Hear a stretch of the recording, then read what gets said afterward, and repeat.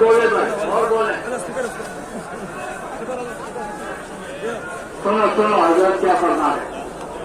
اسی آئین میں اللہ مغفرت فرمائے بچان فرمائے حضرت حاجی بخاری عبد الوہاب صاحب رحمۃ اللہ علیہ کہ ہر گھر کی جماعت ہر گھر نزدیک جاؤ بنا آگے آ تو مجھے یاد ہے میرا بیان تھا.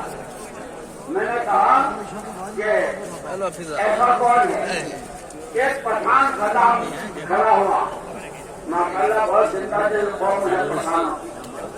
میں میرا بیٹا میرے ابا میرے بھائی میرے چچا 5 تو ہم ہیں اپنی بھتیجا اناج ہمارے گھر کی پوری جماعت. آپ اللہ سے